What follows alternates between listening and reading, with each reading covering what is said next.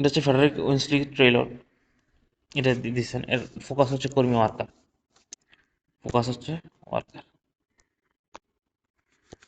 অর্থাৎ এর মূল লক্ষ্য ছিল কর্মীদের ইফিসিয়েন্সি এবং উৎপাদনশীলতা বৃদ্ধি করা।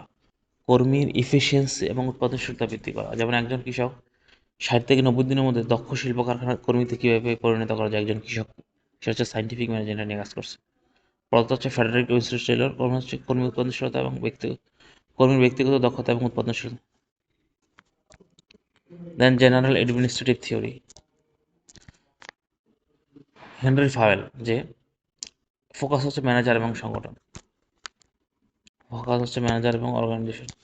এর মূল লক্ষ্য ছিল ম্যানেজার আসলে কী করেন এবং একটা ভালো ম্যানেজার চর্চা কী হওয়া উচিত তা নির্ধারণ করা।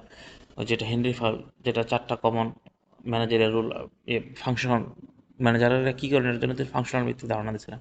তো এখানেও যে একটা ম্যানেজার আসলে কী করেন, ম্যানেজারদের চর্চা কী হওয়া উচিত তা নির্ধারণ করা, এটা হচ্ছে ম্যানেজারদের মূল লক্ষ্য, অর্গানাইজেশনের মূল লক্ষ্য কী, সংগঠনের মূল লক্ষ্য।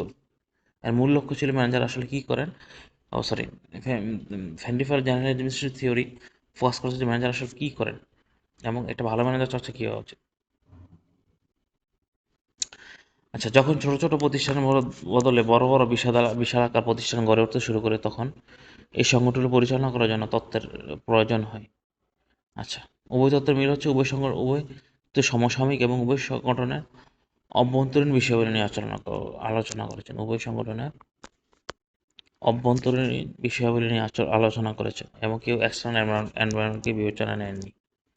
সায়েন্টিফিক ম্যানেজমেন্ট এক্সটার্নাল বিষয়কে বিবেচনা নেয়নি। আচ্ছা, হেনরি ফাওয়েলের 14টা প্রিন্সিপাল আছে, এগুলো হচ্ছে 1916 সালে তার জেনারেল অ্যান্ড ইন্ডাস্ট্রিয়াল ম্যানেজমেন্ট,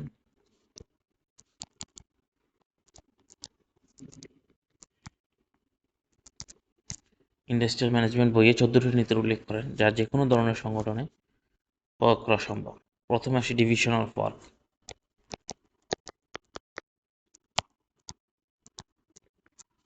অর্থাৎ কাজকে ছোট ছোট অংশে ভাগ করে প্রত্যেক কর্মীকে একটি নির্দিষ্ট কাজে বিশেষজ্ঞ করে তোলা। এর ফলে দক্ষতা এবং গতি বৃদ্ধি পায়। কাজকে ছোট ছোট ভাগে ভাগ করে প্রত্যেক কর্মীকে একটা নির্দিষ্ট কাজ বিশেষজ্ঞ করে তোলা, এতে করে দক্ষতা এবং গতি বৃদ্ধি পায়। এটা নতুন নয়, কারণ অ্যাডাম স্মিথ তার পিন ফ্যাক্টরির মাধ্যমে ও টেইলরের তত্ত্ব স্পেশালাইজেশনের কথাটা বলেছেন। ফ্রেডারিক টেইলরও বলেছেন এবং অ্যাডাম স্মিথও বলেছেন এই তথ্যের কথা, স্পেশালাইজেশনের কথা। যেমন একজন কর্মী, যেমন অ্যাডাম স্মিথ কি বলছে যে একজন কর্মী দিনে 10টা পিন বানাতে পারে, কিন্তু 10জন কর্মীকে কাজটা ভাগ করে নিলে দিনে 47,000 বেশি পিন বানাতে পারে, এটা দেখা গেছে। তো উৎপাদনশীলতা বৃদ্ধির এই তত্ত্বগুলোই,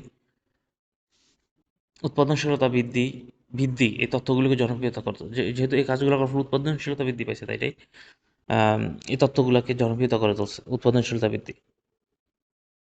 যে একজন কর্মী 10টা পিন বানাইতে পারতো, কিন্তু একজন কর্মী দিনে 10টা পিন বানাইতে পারতো, একজন একজন কর্মী। কিন্তু ওই কাজটাকে আমি, ওই একটা কাজকে আমি দশজনের মাঝে ভাগ করে দিলে টোটাল পিন বানা হয় একদিনে 47টা। আর একজন কর্মী যদি একা পিনগুলো বানায় তাহলে একদিনে 10টা বানাতে পারে।